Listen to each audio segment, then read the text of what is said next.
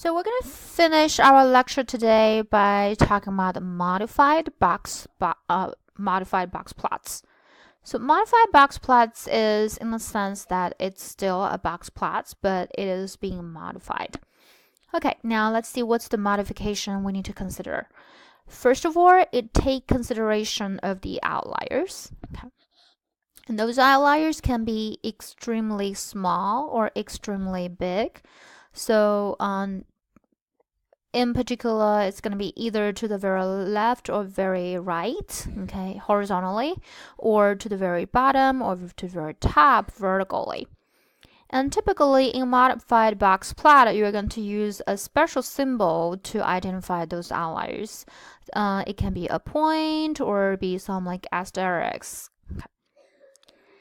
And then we have solid horizontal line extends only as far as, okay, the minimum data value that is not an outlier, and the maximum data value that is not an outlier. Okay.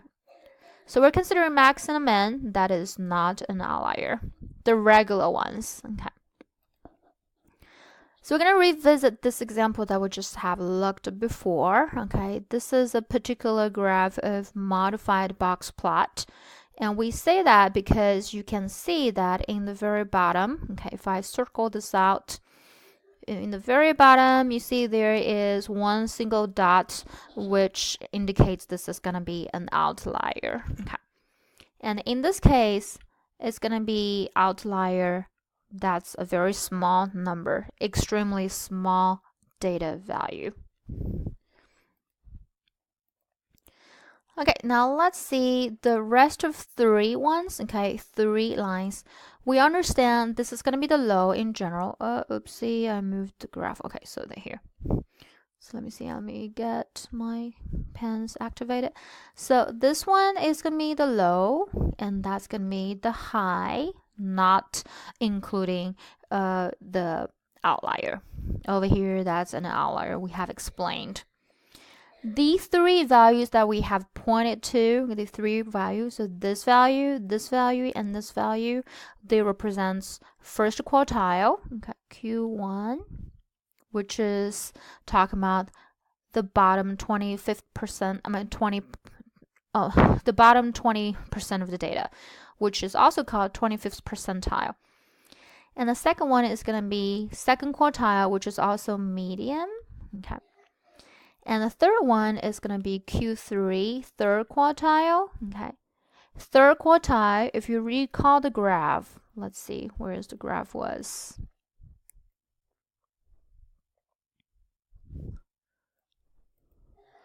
For the third quartile, it's here. It separates the bottom 75% from the top 25%. So third quartile is also called 75th percentile, okay, which you can use the symbol P75 for the third quartile. So this number that you can read, 8.36, is going to be third quartile, and median is going to be 6.035, and then the first quartile is going to be 5.55 by reading the vertical axis. And this is going to be the low, and that's going to be the high. Okay. So we have these two whiskers pointing to the max and the min, okay. And since the outlier is only to the bottom, okay, there are no outlier on the top, right? So there are no outliers. It's the highest data point, 10.49, okay. Then 10.49, no outliers, so highest point. The lower whisker points to 3.82. It's talking about the minimum value excluding the outlier, okay, not considering the outlier. So by looking at this box plot, what can we learn? Okay, what can we learn? So we can learn the middle 50%. Middle 50%, which is what over here, the middle 50%. What the Q1 to Q3, that's the middle 50% covers. Okay. Let's indicate this by using some symbols here. That's the middle 50%. And as we have seen, the outlier is 1. And the rest of data, which is the regular data, not extremely big or extremely small, they goes between 3.82 and 10.49, which is where the lowest covers to the highest covers. Okay, the minimum and max. Okay, if you use SPSS to generate the box plot, you can get similar box plot, except for in SPSS, they're going to use a circle to indicate the outlier.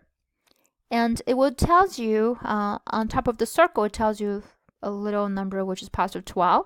This 12 shows you it is the positive 12's value in the data set for the outlier. Okay, so that's the end of this lecture, and as always, let me know if you have any questions. Thank you.